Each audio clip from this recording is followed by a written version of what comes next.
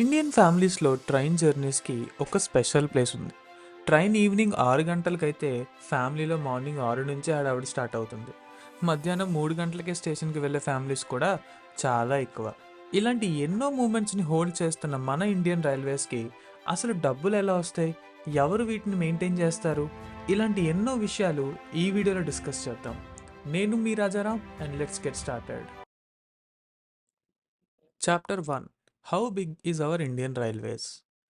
68,000 కిలోమీటర్లతో ప్రపంచంలోనే 4th largest railway system మన ఇండియన్ రైల్వే సిస్టమ్. మన దేశంలో లాంగెస్ట్ రూట్ ట్రావెల్ చేసే ట్రైన్ వివేక్ ఎక్స్ప్రెస్. ఇది తమిళనాడులో ఉన్న కన్యాకుమారి నుంచి అస్సాంలో ఉన్న దిబ్రూగఢ్ వరకు 9 రాష్ట్రాలను కవర్ చేస్తూ 4,189 కిలోమీటర్లు ట్రావెల్ చేస్తుంది. ఈ జర్నీ కంప్లీట్ చేయడానికి 4 రోజులు పడుతుంది.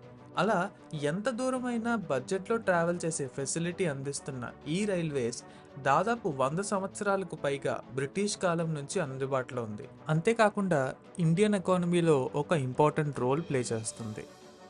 ఇండియాలో 2 టైప్స్ ఆఫ్ ఇంజన్స్ ఉంటాయి. ఒకటి diesel engine, 2 electric engine. Government ఈ డీజిల్ ఇంజన్స్ని కూడా ఎలక్ట్రిఫై చేసే దిశగా వర్క్ చేస్తుంది. ఈ ఎలక్ట్రిఫికేషన్ ప్రాసెస్ వల్ల ఎవ్రీ ఇయర్ 30,000 crores సేవ్ అవుతాయి.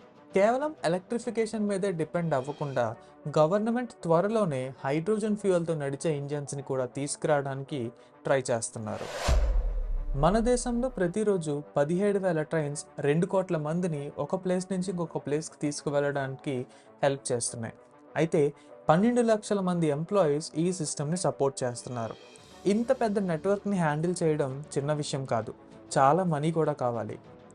అయితే అసలు రైల్వేస్కి మనీ ఎక్కడి నుంచి వస్తుందో ఇప్పుడు చూద్దాం. Chapter 2. How railways earn the money. ఏంటి భయ్యా, ఇది కూడా తెలీదా? మనం కొనే టికెట్ డబ్బులే కదా రైల్వేకి సోర్స్ ఆఫ్ ఇన్కమ్. కరెక్ట్. 2022లోనే ప్యాసింజర్ టికెట్ సేల్స్ వల్ల రైల్వేస్కి 39,000 కోట్ల సంపాదన వచ్చింది. కానీ ప్యాసింజర్ టికెట్ సేల్స్ రైల్వేకి మెయిన్ సోర్స్ ఆఫ్ ఇన్కమ్ అయితే కాదు.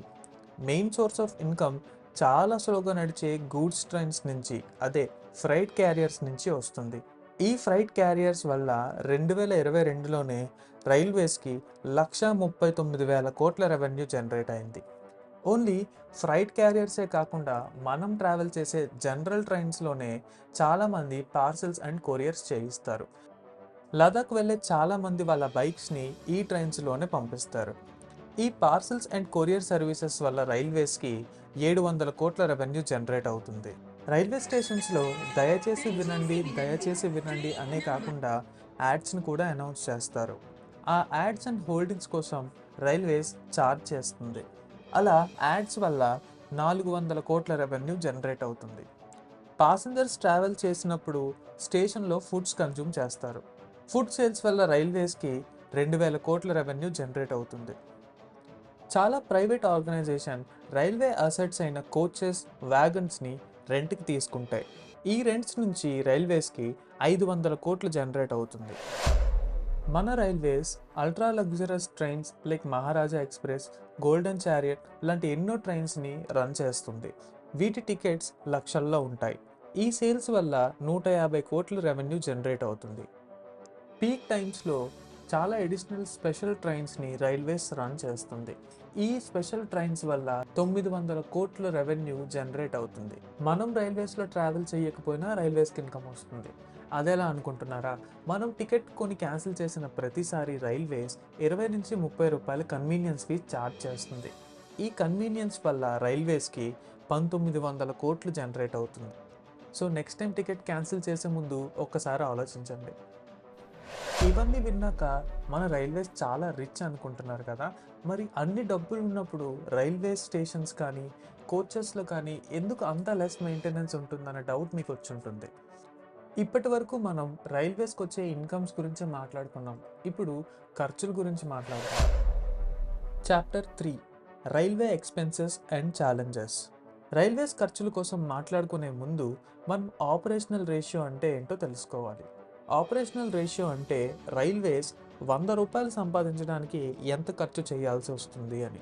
ఈ రేషియో లాస్ట్ ఇయర్ 98.14%గా ఉంది. అంటే రూ. 100 ఎర్న్ చేయడానికి రూ. 98 ఖర్చు పెట్టాల్సి వచ్చింది.